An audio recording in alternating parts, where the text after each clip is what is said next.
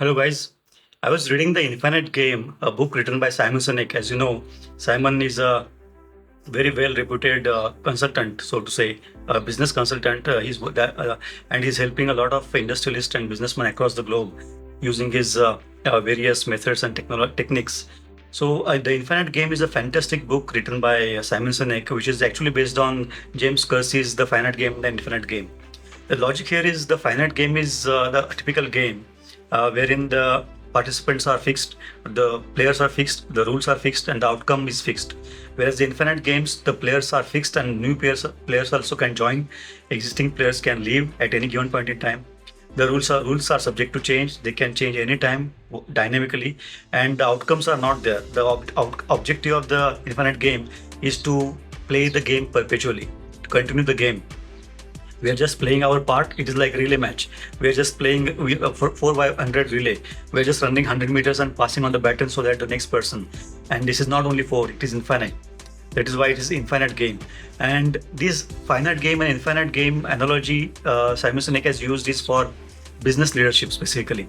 Depending on the viewpoints that the leaders in the industry, leaders of the business have in their mind, the progress or the success of the company depends on whether the leader is of infinite mind or finite mind. So he has given multiple examples. For example, Blockbuster was the world champion before Netflix came into picture.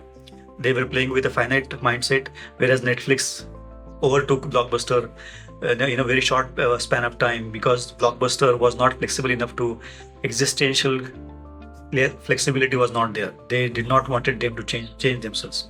Similarly for Kodak. So this is what he's basically trying to say. The leadership that is steering the company in a certain direction, if they are of infinite mind, their objective is always what next? Where can I move next? Instead of managing day-to-day operations and taking tactical decisions, operational aspects. Some people, I have seen a lot of people, they call themselves leaders, but their main focus is always about operations. How do I close this transaction? How do I close this week? How do I close this month? Whereas the actual leaders will be thinking about, I have already deputed people who will take care of my day-to-day operations, whereas I need to say where should my company go after 2 years, 3 years, 4 years down the line. So this is what the difference is, the finite game and the infinite game. While reading this infinite game, I was actually surprised to find out the similarity or the parallels between the life of Chhatrapati Shivaji Maharaj and the 7 points that Simon Sinek has mentioned in his book, The Infinite Game. Now, to become a global leader where a legacy is important, where the leader is creating a team, leader is creating an institution, leader is basically motivating, inspiring people to carry on his movement even after he's gone. Not only from business perspective, but also from politicians and from a benefit of society perspective. So this is where exactly the infinite game begins, and the 7 pointers which Simon Sinek has mentioned in this book are basically point towards the man or a person or an individual or a woman who follows these principles, and then obviously he is creating a legacy for himself, for his organization, and then for his society, wherein everybody is getting benefited. So it is not a flash in the pan type of success or leadership.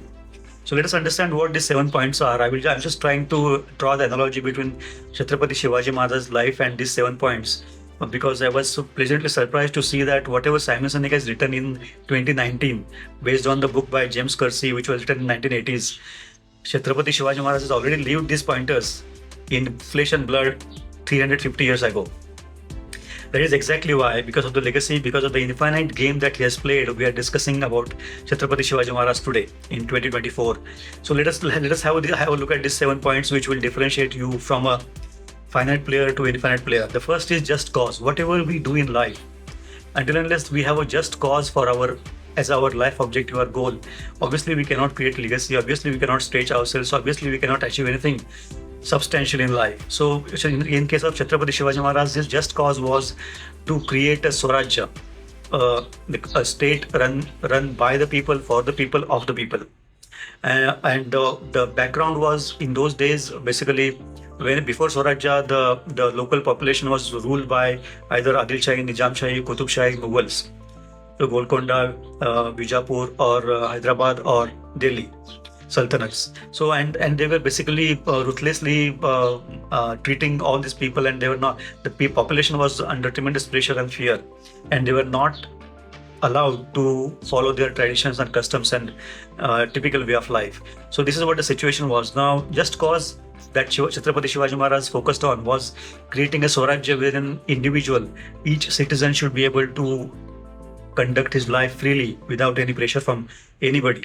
Whatever he likes, whatever God he trusts, whatever God he prays to, whatever thing he wants to do, etc., within a stipulated, obviously, guidelines. That is what Swarajya is, without harming or affecting anybody else. So this was a just cause, and just cause in the sense it is not only for himself, not only for his family, but also the complete population that was under his Subedar, under his Jagir, which is Pune, Supa, Pargana, etc., Baramati area. But this actually went on to become a complete a national, what you can say, national project in coming century. This is what the just cause is: creating something substantial, creating something infinite, creating something so magnificent that even after you are gone from the world, people will be following in your footsteps. So this is just cause. Firstly, just cause. In business parlance, until unless you have just cause, what kind of problem, what kind of issues that the society is facing, the people are facing, that I'm going to solve by using my business. This is a just cause that we are earning money and creating, buying property is obviously not a just cause. It is essential, but it is not just cause. Just cause is wherein the people are getting benefited from the work that you are doing, either products or services. So just cause is to be very extremely clear.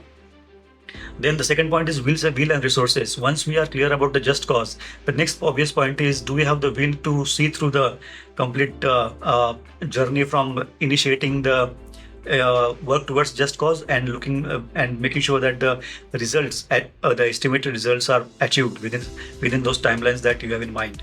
So this willpower is extremely essential, because as we start working towards your goals, for example, Chhatrapati Shivaji Maharaj started working towards the Swarajya, and obviously there were so many obstacles, so many distractions, so many difficulties, because there was a lot of very strong competitors or rulers that were already playing their hands in this area. So take care of internal dissensions, to take care of external enemies is not at all a very easy task, especially when Chhatrapati Shivaji Maharaj, being son of Shivaji Maharaj, he was already a ruler, he was already Subedar. And he would have very easily said that, let me live my life peacefully and let the people take care of themselves, or let the fate take care of these people. So this was very easy for him. But then just cause is what differentiates between you and the infinite player. And Chhatrapati Shivaji Maharaj was the infinite player. That is exactly why he has the willpower. He had the willpower to start the initiation of the Swarajya, of the development of Swarajya. And by the time he died, he had actually coronated himself as a Hindu king. Hindavi Swarajya king, not Hindu, Hindavi Swarajya king. So this is what the willpower is, to overcome all the obstacles without losing patience, without losing peace of mind. And obviously the resources, the will and resources are very important. Having a willpower does not necessarily mean that you will have resources to work towards your just cause. So creating resources, generating resources, managing resources is very important. You may not have all the resources in your hand at present, but obviously you can seek somebody's help, you can borrow, you can create, or you can loot if necessary in Shivaji Maharaj's case, because those days it was not a democracy, so to say, wherein you cannot loot and etc. The muscle power also was very important. So until unless will and resources are there, obviously we cannot play infinite game. The ability to maintain your willpower against the extreme pressure situations, again dire situations, again very strong competition, and at the same time having the ability to manage resources, to accumulate resources, to generate resources, to make sure that whatever our people need in the search of Swarajya are fulfilled. They get the material required, they get the resources required. It can be paisa, it can be money, it can be people, it can be equipments, it can be horses for transportation. So these are all. The second point was will and resources. The third point is trust team, the team that you can trust. Now, whatever we do in business or in life, until unless we have people who can be dependent, who we can be dependent upon, obviously we cannot create anything substantial. Nothing substantial can be done individually, and to create something of that sort, of that magnitude, we must delegate our authority and responsibility to people who are trustworthy. So whatever we have in mind, these people also are all following the same just cause. They have also the willpower and the ability to manage resources on their own, and obviously then they can be trustworthy, because everything that we plan cannot be shared with all the people. the people who are very close to us must be trustworthy. To give example, when Shivaji Maharaj started his quest for Swarajya, he had created his own team. Obviously, there were established players in the region already, but he could see that established players were already loyal to people who were paying the salary to them. It can be Qutub Shah, Adil Shah, Nizam Shah, or Mughal. So create a new team. He was looking for people who were capable, who had the potential, and who were able, and who were in need of that just cause, and who were in need of inspiration, motivation. So that kind of team that he has built over a period of time is amazing. Now the people, a normal player, a farmer who was plowing the seed, plowing his farm, can be seen to command a battalion or infantry in the near future. So that kind of situation, that kind of training, that kind of motivation, inspiration, Chhatrapati Shivaji Maharaj was able to give these people, and then the trustworthy team was developed. You can see the amazing role this trustworthy team has played in his life, especially with the events like Afzal Khan's murder at the Pratapgarh Fort, Chhatrapati Shivaji Maharaj's attack on Shaista Khan in Lal Mahal, Pune, Shivaji Maharaj's escape from Agra, which is Project Agra, Shivaji Maharaj's loot of Surat twice. So until unless we have trustworthy people, we cannot attempt this kind of missions. So fourth point is ethical integrity. So everything that we do can be glued together only if you have certain moral, ethical, integral foundation with you. And if it's not there, obviously the people who are working with you will also follow the same way. So ethical integrity is, I am working for the people and I will make sure that I am not hurting anybody until unless the person is trying to hurt me. Reciprocal behavior. Obviously, I will not be secular, so to say, not in the current context of secularity, but until unless the opposite person in front of me is helpful, is not causing any harm to me, I will not cause any harm. But if the person has malified intentions, obviously I will not stop. I will take care of him. So this kind of reciprocal behavior is also important, and to do this ethical integrity is to make sure that my work is only for the beneficial of the society, the family, and the country or the state, and it is not at all to hurt my people, to hurt their interest, to hurt their livelihood, etc., etc. So especially ethical integrity can be seen from how a person manages power, how he approaches women, and how he treats elderly, especially when they have power. And on these ethical grounds, obviously, Chhatrapati Shivaji Maharaj is a magnificent example of how a ruler can be. I can give you two examples. For example, Chhatrapati Shivaji Maharaj has written a letter to his soldiers asking them not to touch even a grain in the farm.